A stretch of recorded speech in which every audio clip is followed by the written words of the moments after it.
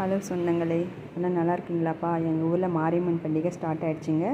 15 நாள் பூச்சாட்டலுங்க. அதுக்கு முன்னாடியே இந்த ஊரை எருதை வேறு ஊரில் கொண்டு போய் வச்சுருந்து பூசை பண்ணி அழைச்சிட்டு வருவாங்க. அந்த சாமி மாடு அழைச்சிட்டு வர்றதுக்கு எதிர்பார்த்துட்டு இருந்து தான் நம்ம இந்த மாதிரி பூசை கொடுக்குறதுங்க. ஒரு ஊரே அந்த எருதை கூட்டிகிட்டு வரும்போது நம்ம லைனாக நின்று பூசை கொடுக்குறதுங்க ரொம்ப சிறப்பு. இந்த ஊரில் ஒரு நாள் லீவ் விட்டு இதை கொண்டாடுவாங்க. அந்த சாமி மாடு அழைச்சிட்டு வரதை எதிர்பார்த்துருந்து ஃபுல்லாக எல்லாருமே பூசை கொடுப்பாங்க. இந்த ஊரில் பார்க்கவே ரொம்ப அழகாக இருக்கும்.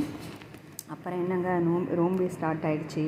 ஒரே ஜாலி தான் பாருங்கள். அந்த சாமி மாடு வரத்துக்கு முன்னாடி ஆளுங்கள்லாம் வந்துட்டுருக்குறாங்க. நம்ம ஜாலியாக இதை கொண்டாட வேண்டியது தான். இந்த ஊரில் இது ஒரு சிறப்பான விஷயமாகவே பண்ணிகிட்ருக்காங்க.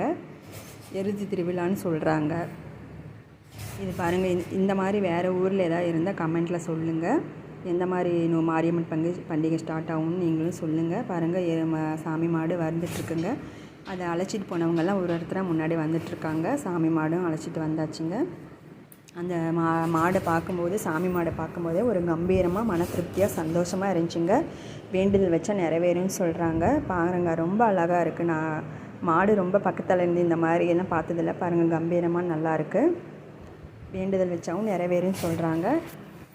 ரொம்ப அழகாக இருக்குது பாருங்கள்.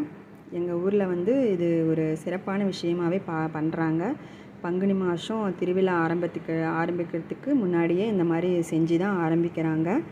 15 நாள் கழித்து மாரியம்மன் பண்டிகை சூப்பராக இருந்துச்சுங்க. பார்க்குறதுக்கு மன திருப்தியாக இருந்துச்சு. அன்றைக்கி ஒரு நாள் எல்லாருமே ஊருக்குள்ளே லீவ் விட்டுருவாங்க. அப்புறம் என்னங்க, நோம்பி போட்டாச்சு, ஜாலி தான். ஒரே கோயிலுக்கும் போகிறதும் வருதுமாகவே இருக்கும்.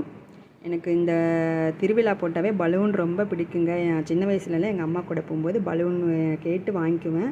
ஆனால் இப்போ கேட்டால் எங்கள் வீட்டுக்காரர் கிண்டல் அடிப்பாங்க. அதனால் பலூன்லாம் வாங்கி தர முடியாது, நீ வேணால் பலூன் விற்கிறவங்க முன்னாடி நின்று ஃபோட்டோ வேணால் எடுத்துக்கலாம் அப்படின்னு சொல்லி ஃபோட்டோ எடுத்துகிட்டு கூட்டிகிட்டு வந்துட்டாங்க. பாருங்கள், சின்ன பசங்கள்லாம் கூட்டிகிட்டு போயிட்டுருக்காங்க. மாடு பாருங்கள், சூப்பராக கம்பீரமாக இருக்குது பாருங்கள்.